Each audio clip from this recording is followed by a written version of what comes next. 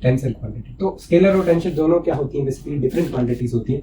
अब फिलहाल में आपके सिलेबस में इसका ज़्यादा जिक्र आपको नहीं मिलेगा, ये आप जब ग्रेजुएशन में जाओगे तभी आपको ज़्यादा इसके साथ डील करोगे आप, राइट। भी कंडीशन नहीं है कि किस पॉइंट के थ्रू पास होना चाहिए, लेकिन ये कंडीशन है कि प्लेन के अंदर तो परपेंडिकुलर एक्सिस के अबाउट आपको मोमेंट ऑफ इनर्शिया पता हो, then passing through this crossing point you can calculate the moment of inertia which will be perpendicular to the plane. Basically दोनों टर्म्स मैच कर रही हैं, थर्ड टर्म 0 आनी चाहिए, तभी लग रहा है कि हाँ सेटिस्फाई होगा। तो ये थर्ड टर्म 0 आई कैसे, ये सबसे पहले हमें देखना पड़ेगा।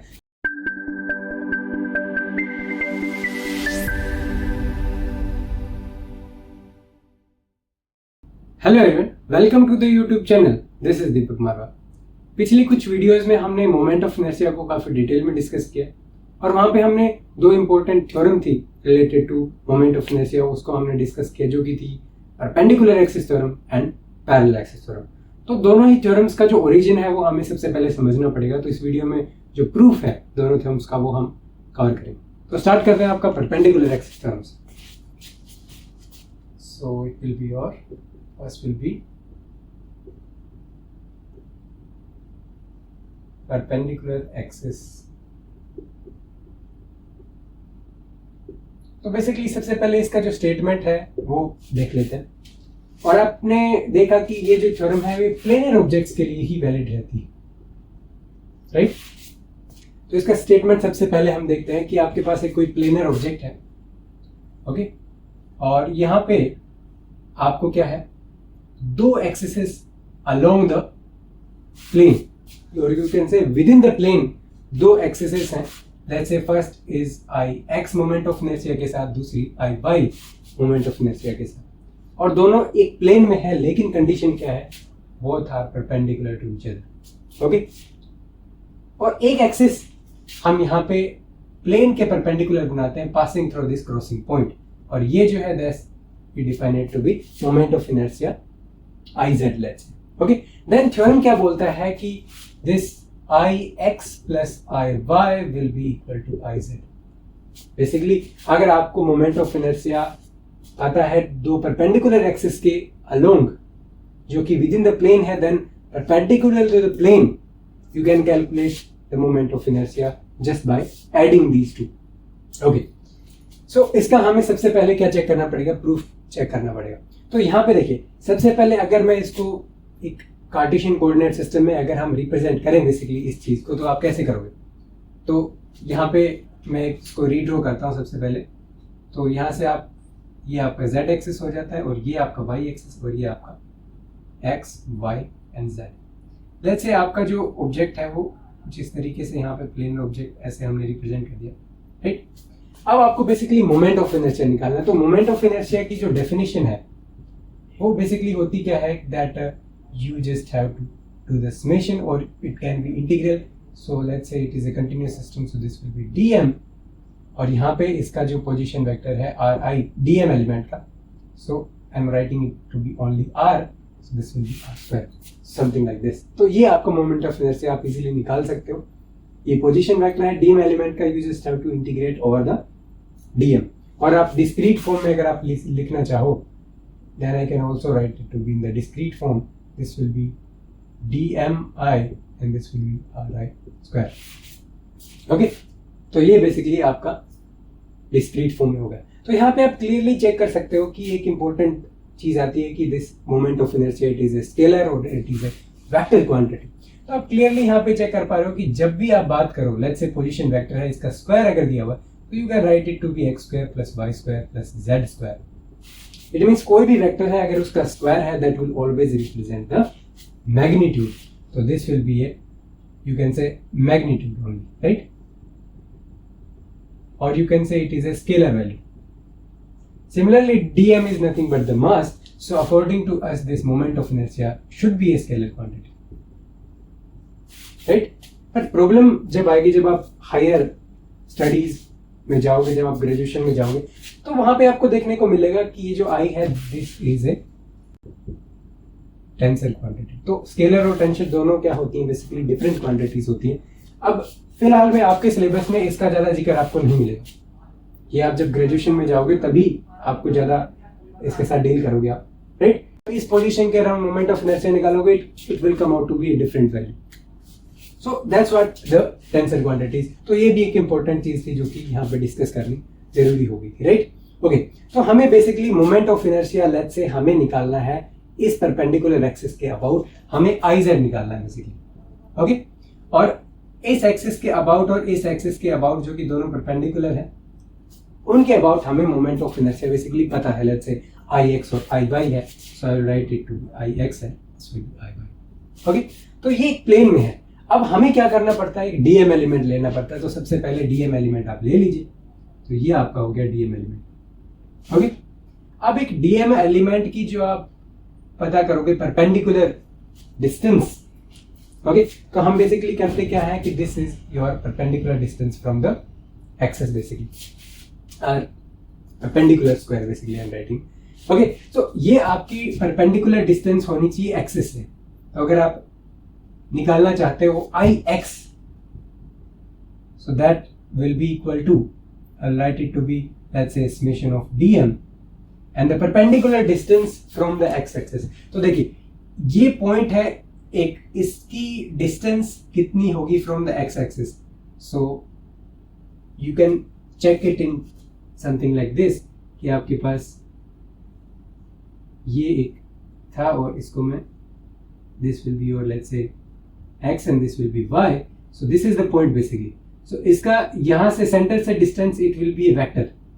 Okay, or you can say right to be r vector. But इस पॉइंट का परपेंडिकुलर डिस्टेंस होगा x एक्सिस से, that will be nothing but y. So this is your y value and this is your x value. I hope आपको समझ आ गया होगा कि x axis से परपेंडिकुलर डिस्टेंस इस पॉइंट की कितनी हो जाती है, y हो जाती है. So this will be dmy square. Similarly, if you want to calculate about y-axis, then it will be dm element and this will be x square.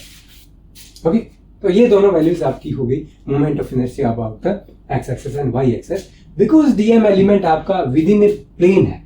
अगर 3D में होता तो प्रॉब्लम क्या हो जाती, अगर ये 3D में होता तो आप इसको क्वांटिफाई नहीं कर सकते थे. आप नहीं कह सकते कि ये आपका y होगा, ये आपका, बिकॉज देखिए 3D में अगर ऊपर की डायरेक्शन में कहीं है तो ये 3D में है and this will be your x y and this will B z. तो इसकी x एक्सिस से परपेंडिकुलर डिस्टेंस अगर आप चेक करते तो कहीं u निकल के आती. सिमिलरली y से करते ऐसे और z से कुछ ऐसे निकल के आती. तो तीनों में किसी भी तरीके का कोई रिलेशन नहीं आता. यहाँ पे आपको एक इंपॉर्टेंट रिलेशन देखने को मिलेगा, लेकिन ये सिचुएशन आपकी काफी कॉम्प्लिकेटेड है, लेकिन ये सिंपलेस्ट केस है, आप देख पा रहे हो क्लियरली. ओके ओके, तो यहाँ पे आप क्या चेक कर पा रहे हो कि अगर ये एक पर्टिकुलर प्लेन में नहीं होता, इन दैट केस ये एक्सप्रेशन आपके वहां पे नहीं होते, एक्सप्रेशन थोड़े अलग होते. Okay, obviously there will be some relation but we are only focusing on planar objects. Okay, तो यहाँ पे प्लेनर ऑब्जेक्ट्स के केस में आपने देखा कि पॉइंट का एक्स एक्सिस से perpendicular distance will be y और यहाँ पे वाई एक्सिस का एक्स. अब बात करते हैं कि जेड का अगर आप निकालना चाहते हो देन यहाँ पे क्या है, z एक्सिस की परपेंडिकुलर डिस्टेंस इस पर्टिकुलर पॉइंट से, तो यहां से लेके यहां तक ये डायगोनल डिस्टेंस जो निकल के आई. अब देखिए अगर आप यहां से देखो तो ये आपका x हो जाता है, दिस इज योर y, और यहाँ पे ये जो है ये डायगोनल है इसका, this is also y and this is your x. Basically हमें ये डायगोनल निकालना है, तो पाइथागोरस थ्योरम लगानी है बिकॉज देखिए दोनों एक्सिस परपेंडिकुलर हैं एक दूसरे से. तो यहां से this will be x square plus y square. तो ये जो डिस्टेंस है, ये जो डिस्टेंस निकल के आई, ये जो सेंटर था जहां से z एक्सिस निकल रही है, और ये प्लेन है that is perpendicular. You can say this plane, this whole plane is perpendicular to the plane. It means the perpendicular distance of this DM element will be x square plus y square. So यहाँ पे आप क्या लिखोगे, this is, you can say this will be under root of this. So obviously square of this will be this will be x square plus y square. Now integration जो है उसमें distributive property होती है basically, तो distributive property यहाँ पे लगाइए. So this will be summation of dm, this will be x square plus this will be something like this. ये आपका क्या हो जाता है, this will be your iy, this will be your ix. So यहाँ से आप clearly क्या चेक कर सकते हो that ix plus iy will be equal to iz. लेकिन अगर आपका ऑब्जेक्ट कुछ इस तरीके की सिचुएशन में होगा, उस केस में ऐसा रिलेशन आपको नहीं देखने को मिलेगा, बिकॉज उस केस में देखिए z परपेंडिकुलर जो है वो इस प्लेन के परपेंडिकुलर हमने लिखा है z एक्सिस, सो ऐसा कोई भी रिलेशन आपको यहाँ पे देखने को नहीं मिलेगा, राइट। तो this will only be valid for the case of your planar objects, right. Okay, तो ये तो बात आ गई आपकी जो परपेंडिकुलर एक्सिस थ्योरम है उसकी। अब हम डिस्कस करते हैं आपका नेक्स्ट थ्योरम जो कि है आपका parallel axis theorem. Okay, so let's discuss this will be your parallel axis theorem. So ये जो है ये आपकी 3D ऑब्जेक्ट्स के लिए वैलिड रहती है, ये प्लेनर के लिए थी बट वहां पे कोई कंडीशन नहीं है, कोई रेस्ट्रिक्शन नहीं है। तो सबसे पहले स्टेटमेंट देख लेते हैं, then it will be more easy to understand. तो यहाँ पे कोई भी 3D ऑब्जेक्ट है, लेट्स से ये 3D ऑब्जेक्ट था आपका, अगर यहाँ पे आपका सेंटर ऑफ मास है, let's say if I am writing it to be let's say COM, और ये एक्सिस मैंने यहाँ से लेके यहाँ तक ये पास कर दी, ये मैं इसको बोलता हूँ moment of inertia about this axis will be ICM। एक इसके पैरेलल एक लाइन है, तो आप क्लियरली चेक कर सकते हो कि इस एक्सिस और इस एक्सिस के बीच की जो डिस्टेंस है that will be a fixed quantity, that will be always fixed. तो यहां से हमने इस लाइन के ऊपर परपेंडिकुलर डाला और ये डिस्टेंस इन दोनों के बीच की d है बेसिकली। ओके ओके, अब आपको निकालना है इस एक्सिस के अबाउट मोमेंट ऑफ इनर्शिया। ये कैसे निकालोगे, ये आपको यहाँ पे निकालना है। तो इसकी थ्योरम क्या कहती है, ये स्टेटमेंट क्या कहती है इस थ्योरम की, वो कहती है कि आप अगर मोमेंट ऑफ इनर्शिया निकालना चाहते हो that will be equal to, अगर आपको सेंटर ऑफ मास के अबाउट मोमेंट ऑफ इनर्शिया पता है, and this will be something like this if the total mass of that object is capital है। Okay, so this is basically the statement of this theorem, that if you know the moment of inertia about the center of mass axis, so axis आपकी कहीं से भी निकल के जाए but center of mass के through जानी चाहिए। अगर आपको उसके अलोंग मोमेंट ऑफ इनर्शिया पता है, ये ऐसे भी हो सकती है, ऐसे भी हो सकती है, ऐसे भी हो सकती है, कैसे भी हो सकती है, राइट। तो इसके परपेंडिकुलर, इसके पैरेलल एक्सिस जो भी होगी उसके अबाउट आप मोमेंट ऑफ इनर्शिया निकाल सकते हो। तो दोनों के बीच की डिस्टेंस d हो जाती है, तो this will B md square plus the ICM।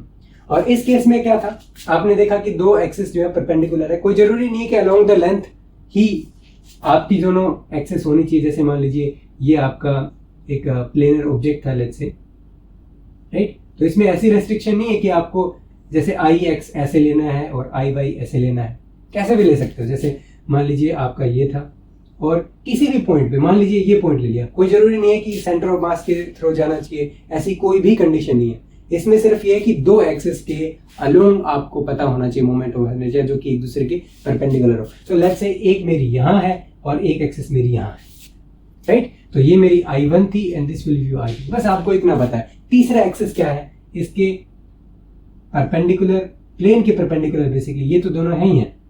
अब ये जो होगा ये पूरे प्लेन के परपेंडिकुलर है, then it will be perpendicular to this as well as perpendicular to this, so this will be your I3, so you can write that I3 will be I1 plus I2। So I hope कि आपको समझ में आ गया हो कि यहाँ पे कोई भी कंडीशन नहीं है कि किस पॉइंट के थ्रू पास होना चाहिए, लेकिन ये कंडीशन है कि प्लेन के अंदर दो परपेंडिकुलर एक्सिस के अबाउट आपको मोमेंट ऑफ इनर्शिया पता हो, then passing through this crossing point you can calculate the moment of inertia which will be perpendicular to the plane basically. Okay, अब यहाँ पे कंडीशन क्या है कि आपको सेंटर ऑफ मास के थ्रू पता होना चाहिए, और सेंटर ऑफ मास के थ्रू अगर कोई भी एक्सिस है उसके अबाउट अगर आपको पता है, then you can calculate moment of inertia parallel to this axis. Okay, अब इसका हमें प्रूफ देखना पड़ेगा। तो सबसे पहले देखिए, इसको मैं रीड्रॉ करता हूँ, राइट, बिकॉज 3D ऑब्जेक्ट है तो इसको थोड़ा रीड्रॉ करते हैं so that it will be much easier to understand. Let's say एक एक्सिस आपका ये है, तो ये मैंने एक्सिस यहाँ बना दिया, दूसरा एक्सिस मैंने यहाँ पे बना दिया। अब दोनों के ऊपर आप परपेंडिकुलर डालोगे तो आपको देखने को मिलेगा कि यहाँ से यहाँ ये डिस्टेंस है, ये फिक्स्ड है बेसिकली। ओके ओके, मैं अज्यूम करता हूँ कि ये जो मेरा पॉइंट है this is your O, let's say point हमने इसको बोला है, let's say this is your O prime point.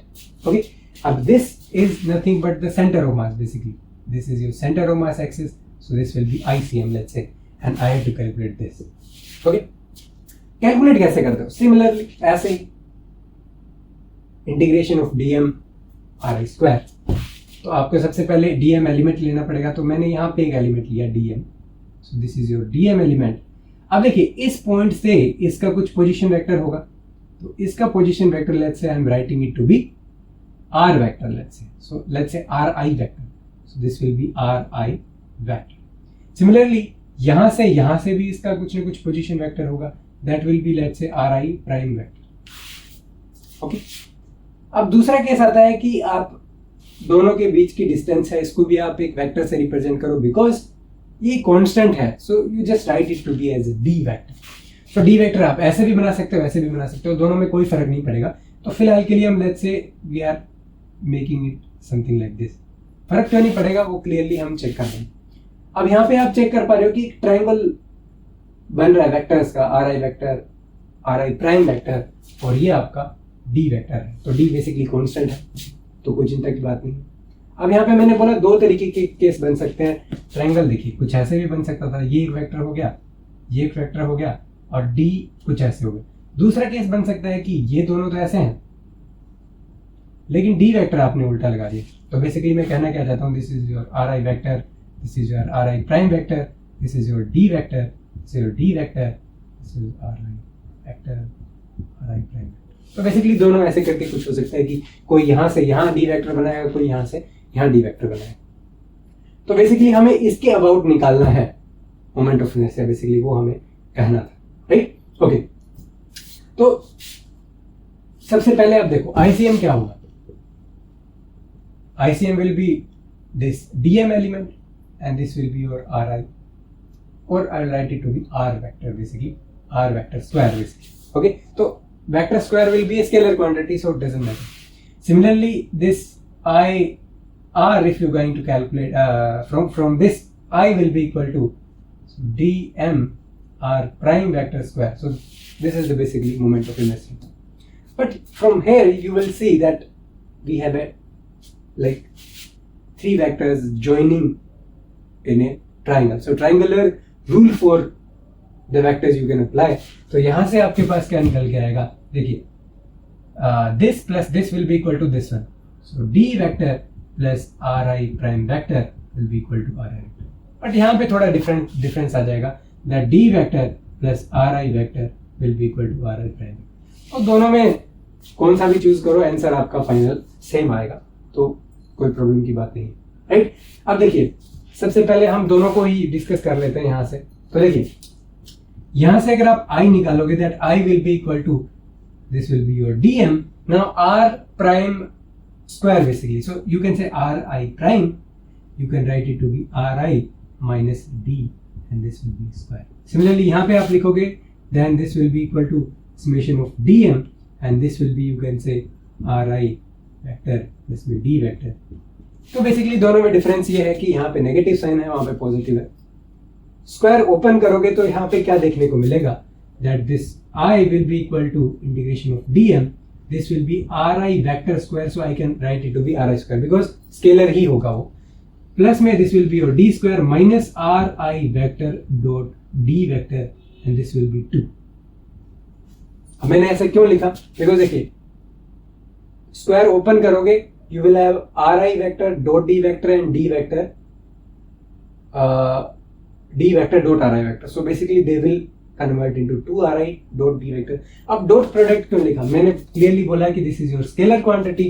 तो दो vectors का multiplication will or it should be dot product, then only it will represent a scalar quantity. So basically dot product लेना है. तो यहाँ पे इस वाले एक्सप्रेशन में क्या डिफरेंस हो जाएगा, यहाँ पे डिफरेंस हो जाएगा सिर्फ किस चीज का, साइन का ही डिफरेंस होगा. यहाँ पे RI square plus D square. Now here it was minus, here it will be 2 R vector dot D vector. Okay okay. अब यहाँ पे देखिए RI square DM, this is nothing but the ICM. Similarly इसको थोड़ा open करते हैं ताकि थोड़ा इजी रहे. Then I will be equal to summation of DM RI square plus this is constant, so you will take it out and this will be DM and minus of, you can see this is going to be 2 D vector outside ले सकते हो, then you have to write it to be DM and this will be RI vector, right. So I hope कि आपको समझ में आ गया होगा. I can even write it to be plus minus 1 because देखिए दो स्टेटमेंट थी, एक में प्लस था माइनस था, कोई फर्क नहीं पड़ता, प्लस माइनस लगा दो, दोनों के लिए वैलिड है. Okay, this is nothing but your ICM. So I will be equal to ICM plus this is d square plus summation of dm. So summation of dm is nothing but the total mass of the object. So here you can write it to be capital M d square. Now दोनों terms match कर रही है, third term 0 आनी चाहिए, तभी लग रहा है कि हाँ सेटिस्फाई होगा. तो ये थर्ड टर्म 0 आई कैसे, ये सबसे पहले हमें देखना पड़ेगा. जब हमने बात करी centre of mass frame of reference की, तो let's say if I am writing the, you can से if let's say this is the object, okay, और यहाँ पे ये ओरिजिन है लेट्स से O, और if you want to calculate the, let's say this is your center of mass, so you calculate the center of mass, you can say this is your RCM vector. कैसे निकालते हो? DM element लेना है जिसका position vector R vector है, so RCM vector will be equal to summation of DM and this will be RI vector. Okay, now इस situation में देखिए, इस सिचुएशन में आपको क्या दिख रहा है, that DM RI vector, so this is your origin, right, and this is also your center of mass, right? So you are taking R vector, this is your RI vector, right? So DM element है RI vector, so this is satisfied, RI vector, no problem, DM also. Now what's the problem here, कि आपका जो center of mass है और origin है, both are at the same position. It means जो आपका RCM है that will be 0. It means this term will vanish. So this will be equal to 0. So overall आपके पास क्या रिलेशन निकलता है, ये जो थ्योरम है ये आपकी क्या हो जाती है, प्रूव हो जाती है बेसिकली. तो काफी सिंपल था, आपने देखा, और परपेंडिकुलर एक्सिस थ्योरम तो बिल्कुल आसान था, सिर्फ एक पाइथागोरस थ्योरम लगाया, उसके अलावा कुछ नहीं लगाया. लेकिन जब हम पैरेलल एक्सिस थ्योरम में जाते हैं तो थोड़ा सा आपको थोड़ा कॉम्प्लिकेशंस देखने को मिलती है. वेक्टर एडिशन की हेल्प से ही हमने इसको सोल्व किया, ज्यादा कुछ एक्स्ट्रा हमने यहाँ पे नहीं यूज करा. कुछ सिर्फ आपको देखने की जरूरत है कि हाँ सेंटर ऑफ मास के अबाउट जो आप निकालते हो summation of dm r I vector, that will be 0 because the position vector of the centre of mass with respect to the origin, that will be 0. So that's why this term will vanish. It doesn't matter कि आपका negative sign है कि positive sign है, it will always be valid. और ये आपका final जो expression है पैरेलल एक्सिस थ्योरम के लिए वो यहाँ पे आ जाता है, राइट. सो आपने यहाँ पे ये भी चेक करी कि अगर आपका 3D में ऑब्जेक्ट होगा तो हो सकता है कुछ रिलेशन हो I Y I X I Y I Z में, लेकिन इस तरीके का नहीं होगा, ऑब्वियस सी बात, राइट. तो इस तरीके का तो रिलेशन नहीं होगा. इस तरीके का रिलेशन तभी होगा when you have some planar object. So this is your proof of your perpendicular axis theorem, right. So I hope कि आपको काफी अच्छे से जो प्रूफ है दोनों ही थ्योरम्स का काफी अच्छे से समझ आया होगा. And thank you all for watching, and we will meet in the next video. Thank you.